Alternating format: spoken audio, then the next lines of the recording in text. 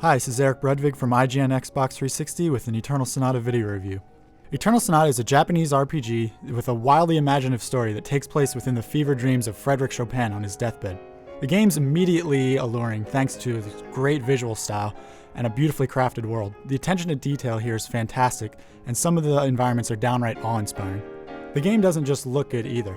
Since it's based on Frédéric Chopin, the famed pianist, his music is prevalent throughout the game, although it's not dominant. There is an original soundtrack here, and it's pretty darn good. The voice work isn't the best you'll ever hear, although it is slightly above average for Japanese RPGs. And of course, you can switch to the Japanese language track at any time if you find that you really don't want to listen to the English audio. Eternal Sonata is a great RPG for people who are looking for an easy transition from a turn-based role-playing game to a more involved one. The game begins with an almost turn-based combat system and slowly evolves to being downright furious with its action. By the end of the game, you'll be linking together combos into harmony chains, counterattacking, blocking, and tossing out items as fast as you can think. It takes a little while to master, but once you do, you'll find out that the skills that you've learned can make the battles much easier at the end of the game. And this isn't an easy game by any means. While the game is action-based, it does take place in specific arenas that are separate from the overworld, which may seem a bit unnecessary to some, but this battle arena does allow for a few extra little nuances in the combat. The main thing that these arenas add is that they allow for a nice light and dark system to be added to Eternal Sonata.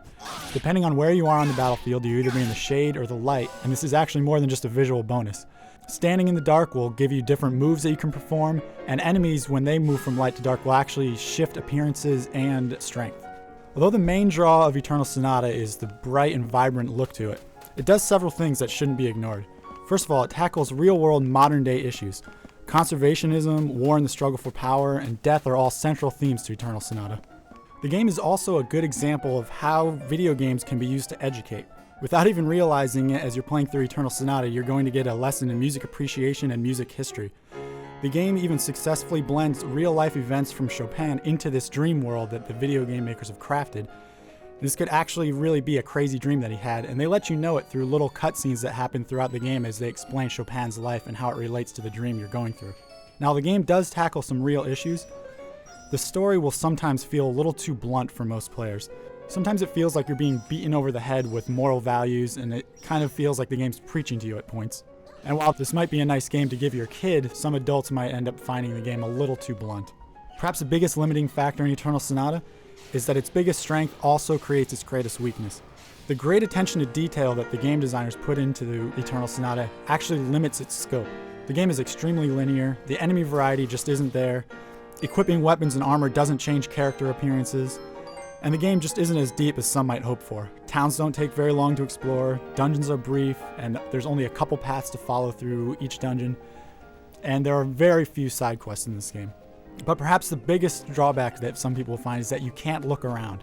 The game has a fixed camera, and as soon as you pick up the game, you're going to want to look around and just explore this environment, and you can't. The last issue we have with the game, and this one's a bit of a minor one, is that the story spirals out of control at the end. Most Japanese RPGs tend to do this, so it's not that surprising that it happened in this game either, but the story might lose some people at the end, and it does get rather confusing. Eternal Sonata isn't an epic RPG. In fact, you can probably beat the game in about 20 hours if you were to rush right through it, although most people will probably take closer to 30. The colorful, child-friendly nature of the game and a limited scope probably will limit some people, and if you aren't a fan of Japanese RPGs, this might not be the game for you. But if you're a fan of Japanese RPGs, this game will be a joy. Just when the combat seems to feel a little bit stale, it evolves and you get something new. The game moves along at a nice pace so that you never really feel like things are dragging, or that you don't know what you're supposed to do next, or that there's a lot of filler there that's not necessary and it's just existing to really eat up time, as a lot of Japanese RPGs do.